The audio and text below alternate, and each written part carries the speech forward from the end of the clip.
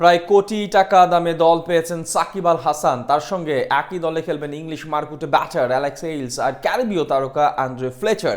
তাদের নিয়ে এক প্রকার তারকায় ঠাসা এক স্কোয়াড গড়েছে গোলমার্বেলস। বোলিং আর ব্যাটিং দুই বিভাগেই আছে বিশ্ব সেরা কয়েকজন ক্রিকেটার। যেখান থেকে কেমন হবে সাকিবের সেরা একাদশ, কারা কারা থাকবেন সেখানে, তার বিস্তারিত থাকছে রিপোর্টে। প্রায় এক মাস হলো আন্তর্জাতিক ক্রিকেটের বাইরে আছেন বিশ্বসেরা অলরাউন্ডার সাকিব আল হাসান। এর মাঝে টেস্ট ও টি-20কে এক প্রকার অপ্রকাশিতভাবে বিদায় জানিয়েছেন তিনি। বহাল আছেন শুধুমাত্র ওয়ানডে ক্রিকেটে। সেটাও আর চালিয়ে যাবেন কিনা তা নিয়ে আছে যথেষ্ট সন্দেহ। সেই সব কিছু একপাশে রেখে আপাতত সাকিবের ব্যস্ততা আছে ফ্র্যাঞ্চাইজি ক্রিকেট নিয়ে। একাধিক লিগেই দল পেয়েছেন তিনি, সেখানে খেলে নিজের প্রস্তুতি সারবেন বিশ্বসেরা অলরাউন্ডার। তারই প্রেক্ষিতে আসন্ন লঙ্কান টি10 টুর্নামেন্টে চওড়া দামে তাকে দলে ভিড়িয়েছে গোলমার্বেলস। সাকিব ছাড়াও ফ্র্যাঞ্চাইজিটিতে আছেন আরও বেশ কিছু নামি দামি তারকা। বলা চলে তাকে নিয়ে এক শক্তিশালী স্কোয়াড গড়েছে গোলমার্বেলস।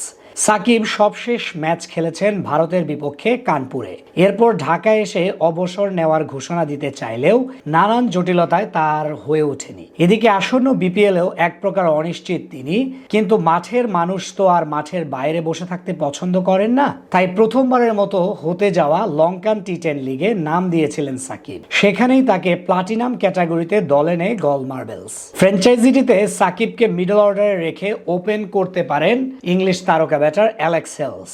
বিশ্ব ক্রিকেটের যতগুলো পাওয়ার আছে বর্তমানে, তাদের মধ্যে অন্যতম বড় নাম এটি। তার সাথে জুটি গড়তে পারেন ক্যারিবীয় তারকা আন্দ্রে ফ্লেচার। তাদের সাথে টপ অর্ডারে থাকতে পারেন লঙ্কান দলের সাবেক অভিজ্ঞ ব্যাটার ভানুকা রাজাপাকসে। ব্যাট হাতে দুর্দান্ত এই ক্রিকেটারের কাঁধেই থাকতে পারে গোলমার্বেলসের মূল দায়িত্ব।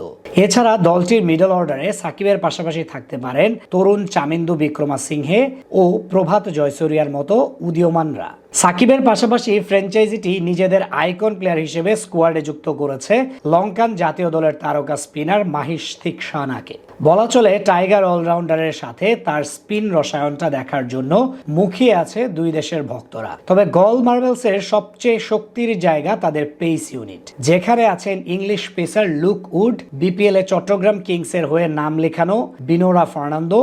তাদের সাথে আছেন আরো বেশ কয়েকজন তরুণ তারকা ব্যাটার ও বোলার। তবে সেখান থেকে টি-20 ক্রিকেটে অভিজ্ঞতার বিচারে সবার চেয়ে অনেকটাই এগিয়ে সাকিব আল হাসান। বলা চলে দলটির মধ্যমণিও তিনি। তাই তার কাঁধে যদি ক্যাপ্টেন্সির ভার দেওয়া হয়, তাহলে সেটা দেখে অবাক হওয়ার কিছুই থাকবে না। তাই আপাতত সাকিব ভক্তদের আশা লঙ্কান টি10এই পারফরমেন্স করে আবারও নিজের ছন্দে ফিরুক বিশ্বসেরা অলরাউন্ডার। তিনি ছাড়াও এবার নিলাম থেকে দল পেয়েছেন জাতীয় দলের ওপেনার সৌম্য সরকার। তিনি খেলবেন বাংলা টাইগার্সের হয়ে।